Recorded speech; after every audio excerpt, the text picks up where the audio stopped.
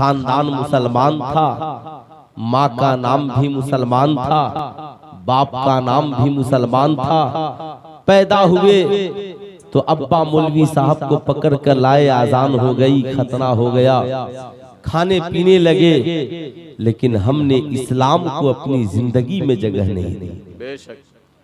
यही वजह है कि आज हम नमाज पढ़े न पढ़े कोई प्रॉब्लम नहीं, आज हमारी नमाजें छूट जाएं कोई एहसास नहीं, हमारी माँ रोए हमें कोई एहसास नहीं। साहब, इस्लाम के कवानीन पे हमारा अमल हो या ना हो हमें कोई एहसास नहीं। हम मुसलमान बनकर समाज में जिंदा रहे न रहे कोई एहसास नहीं।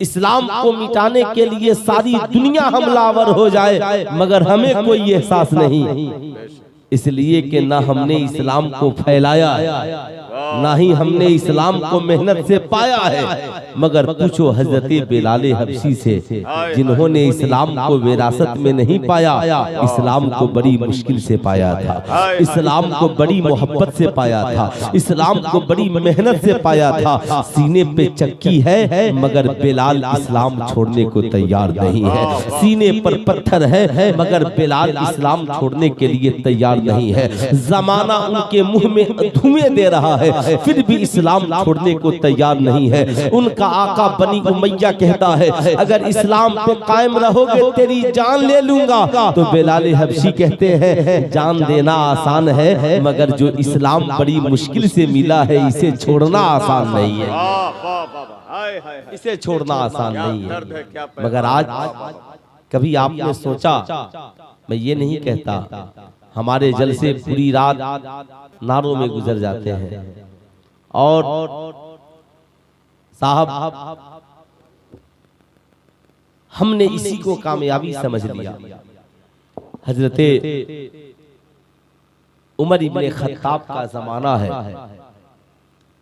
अमर इब्ने आस मिस्र के गवर्नर है, मिस्र के गवर्नर है उस वक्त, और मुसलमानों का काफिला इलाके मिस्र को फतह करने के लिए निकला है। ये टोली जब चली है इलाका फतह करने के लिए, महीनों का सफर होता रहा। दश्त तो दश्त है दरिया भी न छोड़े हमने, बहरे जुल्मात में दौड़ा दिए घोड़े हमने, जहां कदम रख दिया वहीं पर बंजर जमी को गुलजार बना दिया। सहाबा की टोली है, ताबईन की टोली है, लेकिन जब एक किले का मुहासरा किया तो हफ्तों गुजर गए मगर मैदाने जंग में कामयाबी नहीं मिल रही। अमर इब्ने आस ने उमर इब्ने खत्ताब को खत लिखा, हुजूर हफ्तों हो गया मगर जंग में कामयाबी नहीं मिल रही है। सोचना मेरी कौम के नौजवानों, आज तुम पढ़ते हो मगर कामयाबी नहीं मिलती। आज तुम परेशान हो कि तेरी जिंदगी में कामयाबी क्यों नहीं मिलती।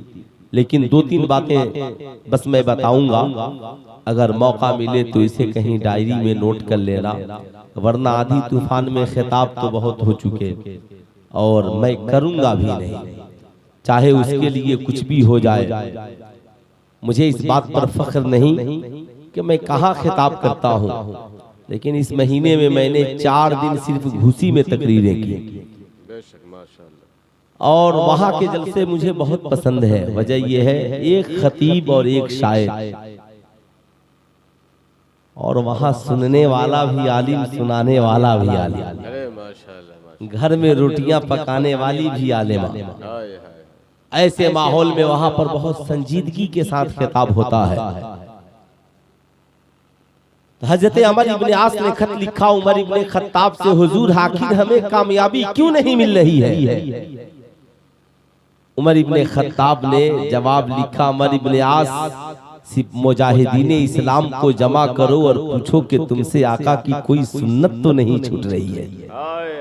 और से सुनना मेरी कौम के नौजवानों, आज तेरी जिंदगी से कामयाबी दूर है, आज हमारे नौजवानों की जिंदगी से कामयाबी दूर है, आज हमारी औलादों की जिंदगी से कामयाबी दूर है, आज हमारे गांव मोहल्ले से कामयाबी दूर है।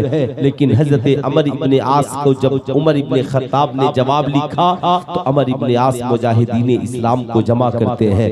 जमा करने के बाद पूछते हैं, दुनिया की बात तो गलत हो सकती है, लेकिन वो उमर जो मशवरा दे तो उसकी बात वही की शक्ल में जिब्रील अमीन लेकर आ जाए, उस उमर की बात गलत नहीं हो सकती। ऐ मुजाहिदीन इस्लाम बताओ हमसे कौन सी आका की सुन्नत छूट रही है। मुजाहिदीन इस्लाम कभी कपड़ा देखते हैं, कभी अपनी दाढ़ी मुबारक को देखते हैं, कभी अपने अमामा को देखते हैं, कभी अपने शबो रोज को देखते हैं। कोई पूछता है कहीं हमारी नमाज तो नहीं छूट रही है, कोई कहता है कहीं वजू में सुन्नतें तो नहीं छूट रही है, कोई कहता है कहीं गुस्ल में सुन्नतें तो नहीं छूट रही है, कहीं हमने कंघा करने में तो सुन्नत को नहीं छोड़ रखा है। अल्लाह अल्लाह, ये साहब कराम और ताबईन की टोलियां हैं, सब कहते हैं ए अमर इब्ने आस हमने हर सुन्नत को अदा किया है, लेकिन एक सुन्नत में कमी आ गई है। कहा क्या? कहा हमने सफर की वजह से मिसवाक करना कम कर दिया है। अमर इब्ने आस ने कहा तलवारें नीचे रख दो, तीरों कमान नीचे रख दो, अब तीरों कमान और तलवार की जरूरत नहीं है, सबसे पहले हम दरिया किनारे चलेंगे और मुस्तफा जाने रहमत की सुन्नत को अदा करेंगे। कल जब फजर की अजान होगी हम दरिया किनारे चलेंगे। मुसलमान सुबह को बेदार होते हैं, वो बेदार होते हैं, सबके हाथों में मिसवाक है, दरिया किनारे सब बांध कर बैठ गए हैं। इधर मुसलमान मिसवाक कर रहे हैं, आका की सुन्नत को जिंदा कर रहे हैं। इधर महल के निगरान और महल के सिपाही यहूदियों के अपने महल के ऊपर है। अब आज जब उनकी नजर पड़ी है, दौड़े दौड़े बादशाह के पास गए, बादशाह सलामत, अब खैरियत नहीं है। आज मुसलमानों ने तलवारें रख दी है और मदीने से नया हथियार मंगवाया है, आज दांतों की सफाई कर रहे हैं। अगर आज वो नमाज पढ़कर आ गए तो बादशाह न हमारा किला बचेगा न हम बचेंगे। साहब बादशाह बोल पड़ा, ऐ मेरी कौम के लोगों, क्या चाहते हो? काम चाहते हैं मुसलमानों से सुलह कर लिया जाए। इधर मुसलमान मिसवाक से फारिग होते हैं, नमाज पढ़ते हैं। अमर इब्ने आस जब सलाम फेरते हैं, उधर से सदा आती है, अमर इब्ने आस हम अब जंग नहीं करेंगे, हम इस्लाम से सुलह करने के लिए तैयार हैं। सुल्तान रजा कहना चाहेगा, जरा सीने पे हाथ रख करके बताओ, अगर सहाबा से एक सुन्नत छूट जाए तो मैदाने जंग में कामयाबी से दूर कर दिए जाए। ताबईन से एक सुन्नत छूट जाए तो उन्हें जंग में कामयाबी से रोक दिया जाए। सुल्तान रजा आज इस्लाम के शहजादों से पूछना चाहता है, सुन्नत तो दूर की बात, हम तो फर्ज पे भी अमल नहीं करते, हम तो वाजिब पे भी अमल नहीं करते, हम तो आका की सुन्नत तो दूर की बात, सूरा फातिहा की वाजिब की बात चल रही थी। कितने मुसलमान हैं जो नमाज फर्ज है और नमाज पढ़ते हैं, कितने मुसलमान हैं जो रमजान का रोजा रखते हैं। सुल्तान रजा कहना चाहेगा, हमारी कौम की हालत ये है, हम चांद तो देखते हैं रमजान का मगर रोजा नहीं रखते। हम तो साहब कुरान घर में रखते हैं मगर तिलावतें नहीं करते। हम नमाज पढ़ाने के लिए इमाम रखते हैं, तनख्वाहें देते हैं मगर उसके पीछे जाकर के सजदा नहीं करते। हम आजान देने के लिए मुअज्जिन रखते हैं, लाउड स्पीकर मस्जिद में लगाते हैं मगर आजान सुनकर मस्जिदों को नहीं जाते। हम माँ बाप की अजमत पे तकरीरें करते हैं, सुनते और सुनाते हैं मगर माँ बाप की खिदमत करने के लिए तैयार नहीं होते। बेशक आप जरा सा सोचे, ना हमारी जिंदगी में सुन्नत है, ना हमारी जिंदगी में वाजिबात है, ना हमारी जिंदगी में फराइज है, फिर भी हम कहते हैं मौलवी साहब कामयाबी हमें क्यों नहीं मिलती। हमने तो सोच रखा है कामयाबी न मिले तो मिंटू भाई तावीज लिखवा लो, लिख देंगे मौलाना साहब तावीज कामयाबी मिल जाएगी। तावीज के भरोसे कामयाबी तलाशने वालों, अगर तावीज से ही कामयाबी मिलती तो मुस्तफा जाने रहमत मैदाने जंग में क्यों तशरीफ ले जाते। हजरत इमाम हुसैन मैदाने करबला में क्यों तशरीफ ले जाते? हजरत राबिया बसरिया का पूरी रात मुसल्ला क्यों बिछता? हजरत सैयदा खातून जन्नत का रात की तन्हाई में मुसल्ला क्यों बिछता? हजरत आयशा सिद्दीका खुदा की बारगाह में रो रो कर सर बसुजूद क्यों होती? मैं आपसे पूछना चाहता हूँ मेरी कौम के शहजादों, ईमानदारी से बताओ, क्या तुमने भी कभी रात की तन्हाई में मुसल्ले बिछाए हैं? हमारी जिंदगी में भी ये कभी बहारें हैं साहिबों। इसलिए मेरी गुजारिश है, जब जिंदगी में परेशानियां आए तो नबी की सुन्नत की तरफ बढ़ जाइए, अपनी जिंदगी को बाअमल बनाइए। इस्लाम पे आज चलना मुश्किल है या इस्लाम पे उस वक्त चलना मुश्किल था जब बिलाल हबशी ईमान लाए थे? आज कोई आपको नमाज पढ़ने से रोकता है? अरे ईमानदारी से बोलिए, कोई रोकता है? आपको कोई रोजा रखने से मना करता है? आपको कोई कुरान पढ़ने से रोकता है? सिर्फ एक शैतान है। शैतान कभी नहीं चाहता कि कोई मुसलमान कामयाब हो। यही वजह है तरह तरह के फितने फसाद, तकब्बुर किसी चीज का हो इंसान को बर्बाद कर देता है।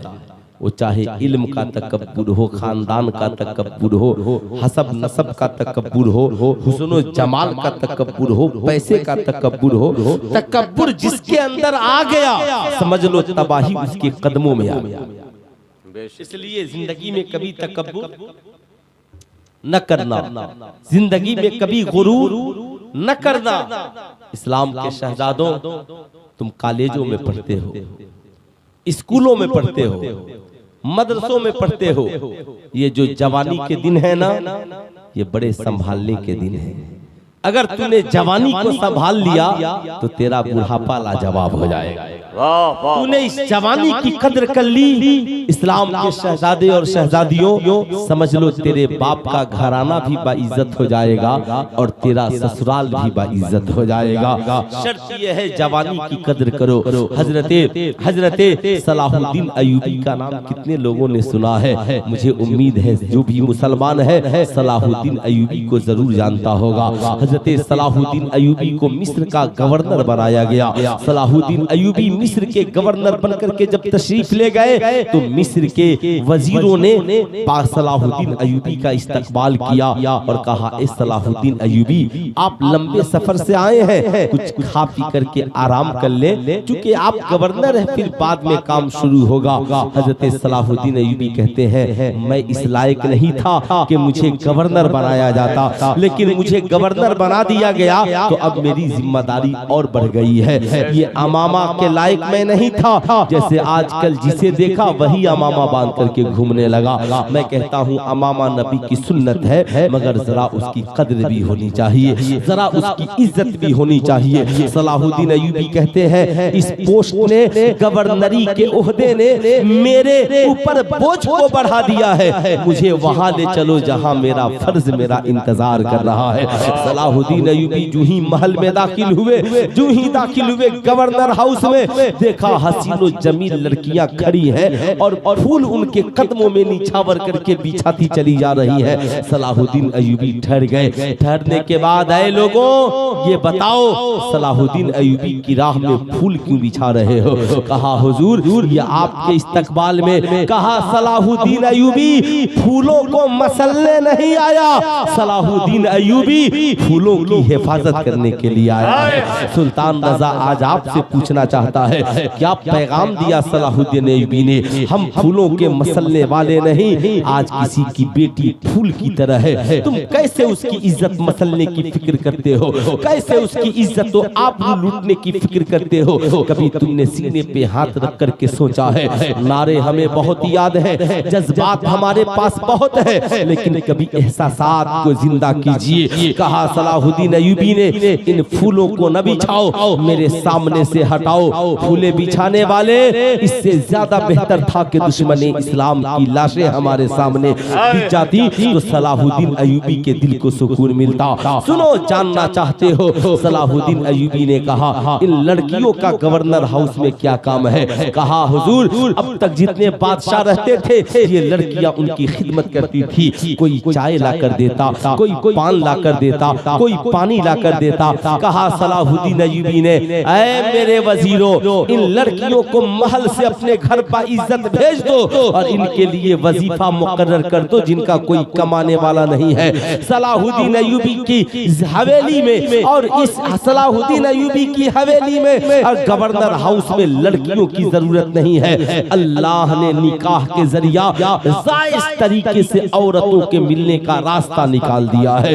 रास्ता निकाल दिया है। बगैर निकाह के कोई औरत मेरी जिंदगी में नहीं रह सकती, इसलिए कि कहीं ऐसा ना हो कि सलाहुद्दीन की तलवार इन हसीन लड़कियों की जुल्फों में उलझ के रह जाए। सलाहुद्दीन अय्यूबी का इंसाफ इन हसीन लड़कियों की जुल्फों में उलझ के रह जाए। ऐ मेरी कौम के नौजवानों, आज तेरी जिंदगी ऐसी ही है। तुम कॉलेज में पढ़ने जाता है, तू स्कूल में पढ़ने जाता है, अभी तू इम्तिहान में कामयाब ही होने वाला था कि किसी हसीन लड़की की जुल्फों के छांव में आकर तेरा कलम कभी उलझ जाता है, तेरी कापियां उलझ जाती है, तेरी किताबें उलझ जाती है। तू कामयाब होने से पहले किसी हसीना को दिल दे बैठता है और उसकी जुल्फों में उलझकर अपनी दुनिया और आखिरत को तबाह बर्बाद कर लेता है। इसलिए मेरी कौम के नौजवानों, याद रखना, न हसीनाओं की जुल्फों में अपने कलमों को जगह देना, न अपनी तलवारों को जगह देना, न अपनी किताबों को जगह देना। अगर जिंदगी में जगह देनी है तो मुस्तफा जाने रहमत की सुन्नत को जगह देना, आमिना के लाल की सीरत को जगह देना।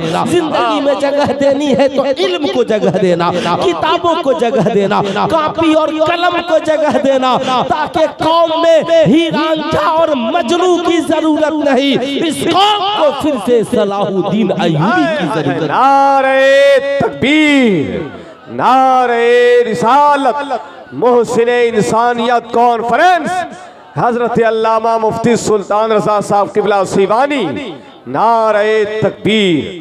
साहब याद रखिए, आज हमारे नौजवानों की जिंदगियां क्यों तबाह बर्बाद है। इस्लाम की शहजादियों, खूब गौर से मेरी गुफ्तगू सुनना।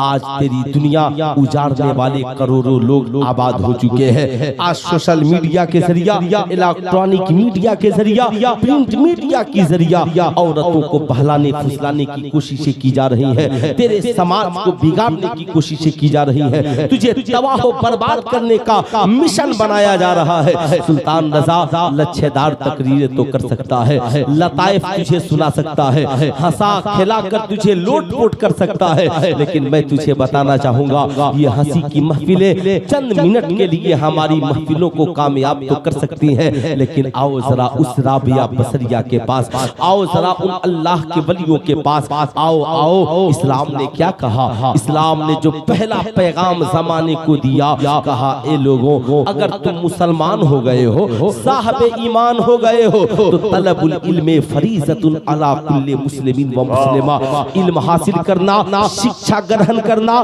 तालीम हासिल करना हर मुसलमान मर्द और औरत पर फर्ज है। क्यों? कुरान ने कहा उतुल इल्म दर्जात, जो पढ़ेगा अल्लाह उसके रुतबे को बढ़ा देगा, अल्लाह उसकी इज्जत को बढ़ा देगा। लेकिन साहिबों, एक कुरान तू बता, क्या पढ़ने के बाद इंसान कामयाब हो जाएगा, अल्लाह का महबूब बन जाएगा? कुरान ने कहा नहीं, इन्ना अकरमकुम इंदल्लाहि अतकाकुम। इल्म है मगर खुदा के नजदीक वो मुकर्रम है जो इल्म के साथ बाअमल भी हो, जो साहब इल्म के साथ बाअमल भी हो, बाकिरदार हो, बाइखलाक हो। सुल्तान रजा कहना चाहेगा, कहाँ मदर टेरेसा के पीछे दौड़ रहे हो, कहाँ तुम साहब आइंस्टाइन के पीछे दौड़ रहे हो, कहाँ दुनिया के इन नचनिया बजनिया और न जाने कैसे कैसे आइडियल के पीछे दौड़ रहे हो। अल्लाह ने तुझे किताब की शक्ल में दुनिया की सबसे बड़ी किताब कुरान अता किया है और इंसान की शक्ल में दुनिया के सबसे अजीम इंसान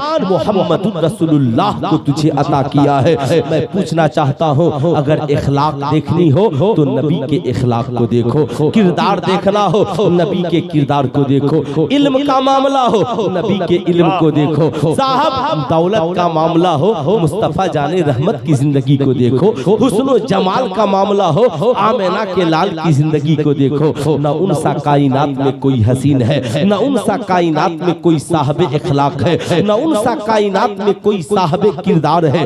ऐ मेरी कौम के नौजवानों, जिसने इंसानों को अंधेरे से निकाला और रब की बंदगी के लिए खुदा के घर में पहुंचा दिया, साहिबों उस नबी की जिंदगी मुलाहिजा करो। आज सोशल मीडिया पर इस बात पे जोर दिया जा रहा है, ये जो पत्थर जिसके हाथ में दिखे समझ लेना वो मुसलमान है। कश्मीर के चंद लड़कों के हाथ में पत्थर दिखाकर मुसलमानों को आतंकवादी और उग्रवादी कहने वालों, सुल्तान रजा तुझसे मोहब्बताना अपील करता है। इस्लाम देखने के लिए न कश्मीर के नौजवानों को देखने की जरूरत है, न मुजफ्फरपुर के नौजवानों को देखने की जरूरत है, न मंसूरपुर के नौजवानों को देखने की जरूरत है, न हिंदुस्तान पाकिस्तान चाइना जापान के नौजवानों को देखने की जरूरत है। इस्लाम को देखने के लिए लक़द काना लकुम फी रसूलिल्लाहि उस्वतुन हसना, मुस्तफा जाने रहमत के किरदार को देखने की जरूरत है, आमिना के लाल के कैरेक्टर को देखने की जरूरत है। आओ सुल्तान रजा तुझे बताना चाहेगा, हम सब की अम्मी जान है जिनका नाम उम्मुल मोमिनीन हजरत आयशा सिद्दीका है। ये कौन आयशा है? जिनकी पाकीज़गी को बयान करने के लिए अल्लाह ने जिब्रील अमीन को कुरान की आयत लेकर के भेज दिया है। अल्लाह अल्लाह, ये हम सब की अम्मी जान है। हजरत आयशा सिद्दीका ने एक रोज पूछा, आका जी आपकी जिंदगी में सबसे मुश्किल दिन कौन सा था? मुझे लगता है जंगे उहुद से ज्यादा आपकी जिंदगी में कोई मुश्किल दिन नहीं आया होगा। हाँ हाँ मेरी कौम के नौजवानों, मेरी बात को बुरा न मानना, तुम जंगे उहुद को भूल चुके हो, तुम जंगे खंदक को भूल चुके हो, तुमने जंगे बद्र को भुला दिया है। तुझे पता नहीं है, इसलिए पता नहीं है कि साहिबों आज हमें इस्लाम विरासत में मिला है, लेकिन उनसे पूछो जिन्होंने इस्लाम को 22 अख्तियार किया था। आका ने कहा शराब पीना हराम है तो हांडिया उलट दी गई। आका ने कहा ज़ना करना हराम है तो औरतों से रिश्ता तोड़ लिया। आका ने कहा सूद खाना हराम है तो कारोबार के आदी बन गए। आका ने कहा जुआ खेलना हराम है तो जुए की तरफ पलट करके नहीं देखा। आका ने कहा नाच गाना बाजा हराम है तो नाच गाने बाजे से रिश्ता तोड़ लिया। आज उसी मुकद्दस सरजमी पर विरासत में इस्लाम पाने वाले इन राजाओं ने नाच गाने का तमाशा शुरू कर दिया, शराब खाने खोल दिए। क्यों? इसलिए कि वो उन्हें क्या पता है कि ये जो अरब की हुकूमत की बुनियाद है हमारे बाप दादाओं की मेहनत से नहीं बल्कि सहाबे कराम के लहू से इसकी बुनियादें पड़ी है। ऐ मेरी कौम के शहजादों, तुझे क्या पता कुरान कितना मुश्किल से तुझ तक पहुंचा है? तुझे क्या पता कि नबी की जिंदगी कितने मुश्किल वक्त में तुझ तक पहुंचाई गई है? तुम्हें इस बात का एहसास अभी मैं याद दिलाऊंगा, आपको एहसास होगा। आपने कभी नहीं सुना होगा ना, क्योंकि आपको तो आदत है लहकते हुए जुमले, चहकती हुई बातें सुनने की, जिससे 1 मिनट में आग लग जाए, इंसान जमीन से उठे और आसमान में पहुंच जाए। लेकिन जरा उनकी भी जिंदगी को पढ़ो और उनकी भी जिंदगी को मुलाहिजा करो। साहब नबी करीम सल्लल्लाहु अलैहि वसल्लम है मैदाने ताइफ में तशरीफ ले जा रहे हैं। कहते हैं आयशा उहुद का दिन भी बड़ा सख्त था, इसलिए कि मेरे चचा हजरत अमीर हमजा जो मेरे जबरदस्त साथी थे, इस्लाम के लिए ढाल थे, उस दिन उन्होंने शहादत का जाम पिया और कुफ्फार और मुशरिकीन ने उनके कलेजे को चिबा लिया। उस दिन को मैं नहीं भुला सकता, मगर इससे भी मेरे लिए गमनाक दिन वो था जिस दिन मैं ताइफ के बाजार में इस्लाम की तबलीग तबलीग के लिए गया था। जब मैं ताइफ के बाजार में पहुंचा, बड़े अमीरों कबीर लोग थे, कुछ मेरे रिश्तेदार भी थे, लेकिन जब मैं इस्लाम की तबलीग के लिए पहुंचा और मैंने अल्लाह की वहदानियत का ऐलान किया, तो उन लोगों ने कबूल करने के बजाय, एक्सेप्ट करने के बजाय मेरे जिस्म पे पत्थर मारने लगे। इतने पत्थर मेरे जिस्म पर मारे कि मैं आगे बढ़ता, तबलीग करता जाता, पत्थर खाता जाता। इसलिए कि मैंने सोच रखा था या तो तबलीग करते करते मैं जान दे दूंगा या मजहब इस्लाम को घर घर पहुंचा दूंगा, इस्लाम की तबलीग को हर घर तक पहुंचा दूंगा। मैं कहना चाहूंगा आज हमारे लिए तबलीग करना आसान है, इसलिए कि जलसा भी है, स्टेज भी है, लोग भी हैं, कुर्सियां भी हैं, सब कुछ है। आज तबलीग करना आसान है, मगर उस वक्त न कोई स्टेज है, न कोई कुर्सी है, न सुनने वाले सामाईन है। लोग अपने कारोबार में मशगूल हैं और आका वहां जाकर इस्लाम की तबलीग कर रहे हैं। लोग अपने मेले झमेले में लगे हैं, आका वहां जाकर इस्लाम की तबलीग कर रहे हैं। तबलीग करना कल मुश्किल था, आज तबलीग करना बहुत आसान है। आज आप तक दीन पहुंचाना बहुत आसान है। लेकिन सुनो, मुस्तफा जाने रहमत है, कहते हैं कुफारो मुशरिकीन ने इतने पत्थर मारे कि मेरा जिस्म खून से भर गया, मेरी जूती ये मुबारक खून से भर गई। मैं बैठ जाता तो कुफारो मुशरिकीन मेरे आका को उठा देते, उठाकर पत्थर मारते। इससे बड़ा मुश्किल दिन कुछ नहीं आता। मैं ताइफ के बाजार से बाहर निकले आका और एक बागीचे में जाकर के बैठ गए। सिदरा के मकीन जिब्रील अमीन हाजिर हुए। या रसूल अल्लाह, आज ताइफ के कुफार ने आप पर बहुत जुल्म किया है। आका जी, ये पहाड़ का फरिश्ता आपसे इजाजत मांगता है, अगर आप इजाजत दे तो पहाड़ को उनके मार्केट और बाजार और घरों पर पलट दिया जाए। आज पूरे ताइफ को खत्म कर दिया जाएगा। आला हजरत ने लिखा, खुदाए कहर है गजब पर, खुले हैं बदकारियों के दफ्तर, खुले हैं बदकारियों के दफ्तर। अल्लाह अल्लाह, ऐसे आलम में हम और आप होते, हमें कोई गालियां दे दे तो हम बदला लेने को तैयार हो जाए, हमें कोई बुरा कह दे तो हम जान लेने को तैयार हो जाए, हमें कोई एक पत्थर मारे तो हम 10 पत्थर मारने को तैयार हो जाए। मगर जख्मों से चूर चूर है मुस्तफा, बदन चूर चूर है मुस्तफा का, खून के कतरात बह रहे हैं, मगर फिर भी रहमत वाले नबी ने, रहमत वाले मुस्तफा ने कहा, जिब्रील मैं बद्दुआ करने के लिए नहीं आया, मैं तो इनके लिए हिदायत की दुआ करने के लिए आया हूँ। ए जिब्रील, मेरी निगाहें देख रही है, एक दिन आएगा कि इनकी नस्लों से ऐसी औलादें जन्म लेंगी जो ताइफ के मैदान में सिर्फ मेरा नाम लेंगी, मेरे नाम लेने वालों का बोलबाला होगा। और इस अरब की सरजमी पर सिर्फ एक नाम लिया जाएगा, खुदा का नाम होगा, खुदा के बाद मुस्तफा का नाम। वाह वाह वाह, नारे तकबीर, नारे रिसालत, मोहसिन इंसानियत कॉन्फ्रेंस, हजरत अल्लामा मुफ्ती सुल्तान साहब किबला सीवानी।